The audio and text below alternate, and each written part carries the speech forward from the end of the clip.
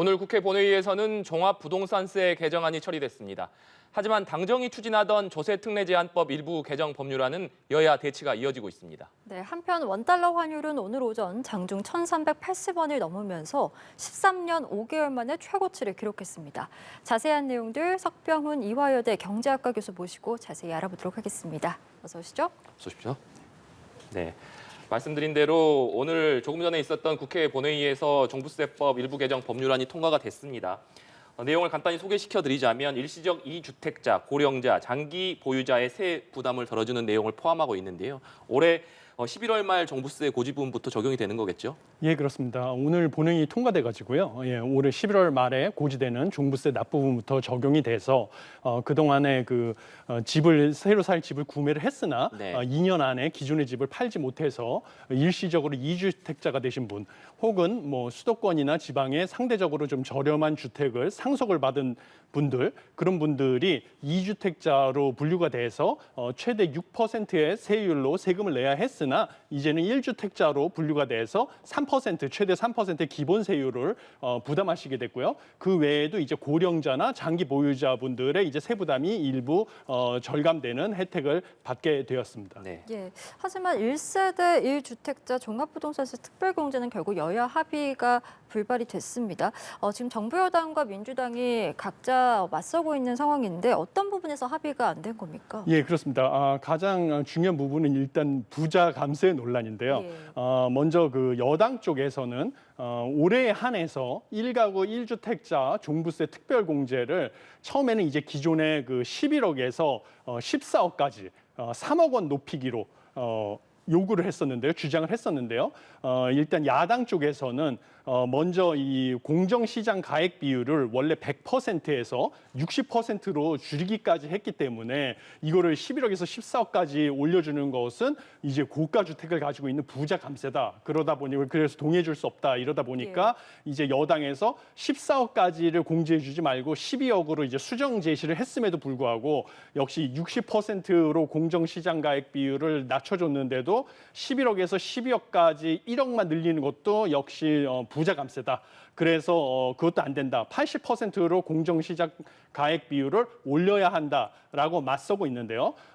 개인적으로는 제가 작년 8월에 한국경제리뷰에 논문을 발표를 했습니다. 그래서 지금 이제 종합부동산세를 포함해서 보유세를 늘리는 이런 수요 억제 정책이 부동산 시장 가격 안정을 오히려 해친다는 연구 결과를 제가 발표를 했습니다. 그래서 수요를 억제하는 게 아니라 보유세를 올렸더니 오히려 장기적으로 공급을 감소시키는 효과가 더 커서 주택 가격을 올렸다. 그래서 부동산 시장 안정에 효과가 없는 게 학문적으로 입증이 됐거든요. 예. 그러다 보니까 부동산 시장 안정을 목표로 했던 정책이 오히려 부동산 시장을 장기적으로는 안정시키지 못하는 게 확정이 됐기 때문에 오히려 이런 불필요한 논란을 할 것이 아니라 개인적으로는 빨리 여야가 합의해서 어려운 시기에 이런 법안을 빨리 처리하는 게 낫다고 저는 생각을 하고 있습니다. 네. 이 종부세 특례 기준선 합의가 이루어지지 않았기 때문에 이 과세 방식 선택을 놓고서도 혼란이 좀 예상될 것 같은데요. 이 부분에 대해서도 설명을 부탁드리겠습니다. 예, 일단은 부부 공동 명의자 분들이 특히 이제 혼란이 있는데요. 이분들이 총 12만 8천 명으로 추산이 되고 있습니다. 이분들 같은 경우는 원래 이제 정상적으로 통과가 됐었으면 일단 16일부터 이달 말까지 특례 신청 기간인데요. 이때 이제 세 가지 옵션 중에서 선택이 가능했었습니다. 첫 번째는 이제 부부가 각각 6억 원씩 총 12억 원, 12억 원 공제가 받는 인별 과세 방식, 혹은 기본 공제 11억 원에 올해 한해서 적용받는 특별 공제, 아니면 고령자, 장기 보유자 세액 공제 적용 방식, 이 세 가지 방식 중에 하나를 선택하실 수 있었는데요. 지금 이 특별 공제에 대해서 합의가 안 되는 바람에 지금 혼선이 되는 상황입니다. 예, 지금 그런 상황입니다. 알겠습니다. 환율 얘기도 좀 해보겠습니다. 원달러 환율이 1,380원을 돌파했는데 이게 글로벌 금융위기 당시였던 2009년 4월 이후 13년 5개월 만이다 이런 이야기들이 있습니다. 이토록 환율이 좀 상승하는 그 배경을 좀 설명해 주실 필요가 있을 것 같습니다. 예, 물론 가장 큰 이유는 일단 미국의 물가 상승을 억제하기 위해서 미 연준에서 지금 강력한 긴축적 통화 정책, 을 추진하고 있는 게 일단 제일 큰 이유죠. 예. 그래서 지금 7월 달 기준으로 미국의 그 연준에서 목표로 삼고 있는 기준으로 보고 있는 개인 소비 지출 물가 지수 상승률이 전년 동월 대비 6.3%입니다. 근데 이게 미국 연준의 목표는 이제 2% 목표인데 물론 거기까지 맞출 수는 없지만요. 이거를 떨어뜨리기 위해서 미국 연준이 이제 기준금리를 인상을 하고 있습니다. 근데 이것뿐만 아니라요.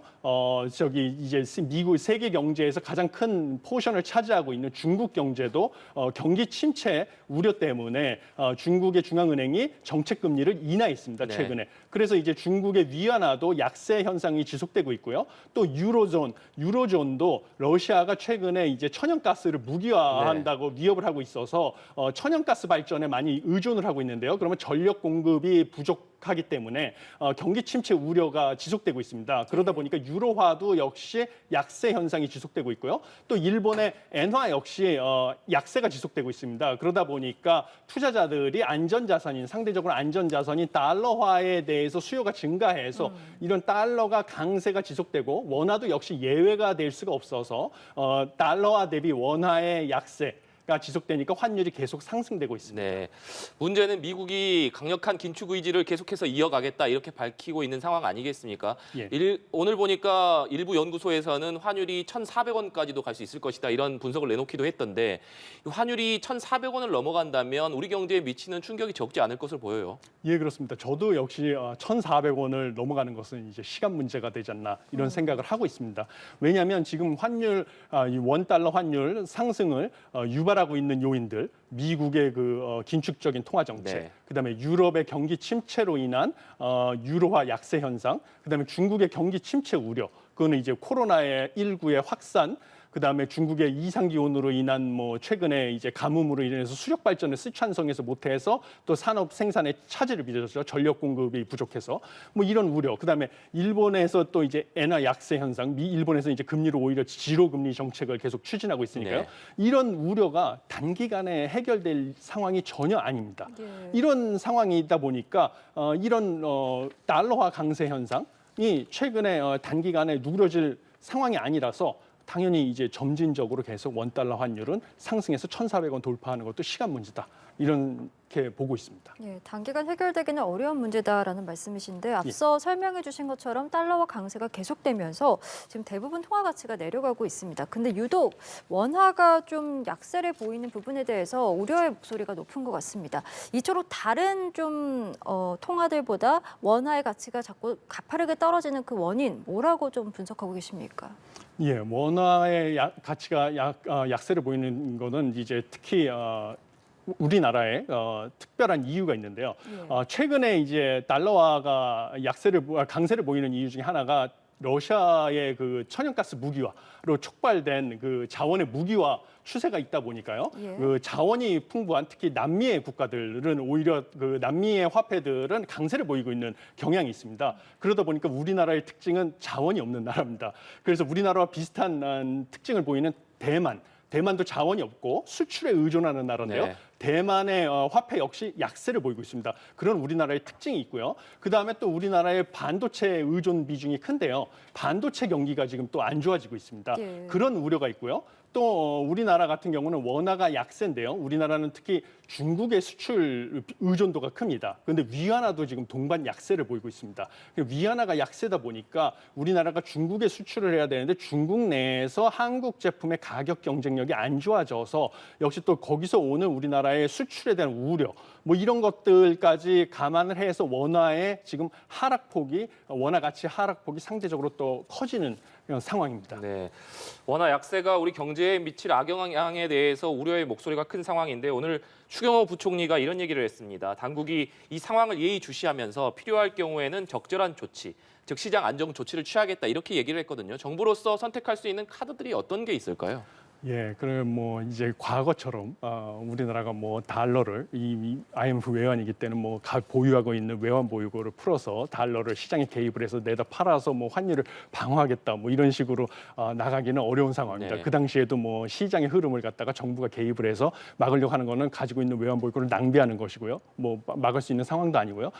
한 가지 방법은 시장 참여자들이 심리적인 요인으로 동요를 할 수가 있으니까 현재 저희가 체결하고 있는 상설 피마 레포 제도라는 것이 있습니다. 그것은 뭐냐면 한국이 보유하고 있는 막대한 미국 국채가 있습니다. 네. 한국의 외환 보유고가 지금 7월 말 기준으로 전 세계에서 약 9위 수준으로 네. 막대한 외환 보유고가 있는데 그 중에서 90%를 유가증권으로 가지고 있고요. 그 유가증권 중에 상당 부분은 안전자산이라고 하는 미국 국채를 가지고 있는데요.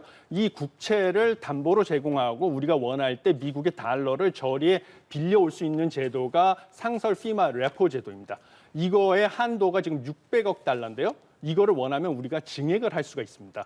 미국의 입장에서는 우리가 가지고 있는 막대한 국채를 시장에 내다 팔면 미국의 국채 가격이 불안정해지니까요. 네. 미국의 필요에 의해서 우리가 체결한 거거든요, 사실은. 그래서 이거를 증액을 하게 되면 사실은 이게 심리적으로 안정 효과를 외환시장 참여자들에게 제공할 수도 있고요. 그리고 우리가 걱정할 필요가 없는 게요. 2중, 3중의 안전장치가 체결돼 있습니다. 네. 이거 외에도 미국과 상설 통화 수합을 체결하고 있는 캐나다와는 우리가 상설 통화 수합을 체결해 돼 있고요. 그다음에 미국과 상설 통화 수합을 체결하고 있는 스위스와도 우리가 통화 수합이 2026년까지 106억 달러 규모로 체결이 돼 있습니다. 네. 그래서 2중, 3중의 안전 장치가 체결되기 때문에 크게 우려하실 상황은 아닙니다. 예, 알겠습니다. 그렇지만 또 우리나라 8월 무역 수지를 봐도 최대 적자를 기록을 했습니다. 예. 앞서서 우리나라의 경제적인 특성과 상황에 대해 설명을 해주시긴 했지만 수출에 의존하는 나라인 만큼 아무래도 환율이 좀 상승하면 그래도 수출이 늘어나면서 우리 경제에 도움이 되지 않을까라고 생각하시는 분들도 있을 텐데 사실상 그렇지도 않다라는 지금 결론이지 않습니까? 예. 이건 왜 그런 겁니까? 예, 그러니까 과거에는 우리가 환율이 상승을 하면 우리 제품의 해외 시장에서의 가격 경쟁력이 올라가서 수출에 도움이 됐었습니다. 그렇지만 이제는 상황이 바뀌었습니다. 처음 세 가지 이유가 있는데요. 첫 번째는 과거와 다르게 우리나라가 생산하는 제품들이 점점 첨단 제품이 되다 보니까 100% 우리나라에 있는 원자재를 가지고 우리나라 제품을 생산해서 수출하는 게 아닙니다. 외국에서 자재를 수입을 해와서 그걸 조립을 하거나 그 자재를 이용해서 외국에 수출을 해야 되기 때문에요. 우리나라 원화의 가치가 하락을 하게 되면 외국에서 수입해 들어오는 부속품이라든지 원자재의 가격이 올라갑니다. 그러다 보니까 그 가격이 반영이 돼서 국내의 최종 제품의 외국에서의 파는 가격이 상승하는 요인이 있고요. 두 번째는 아까도 말씀드렸듯이 우리나라가 수출을 하는 최대 수출 시장이 중국인데요.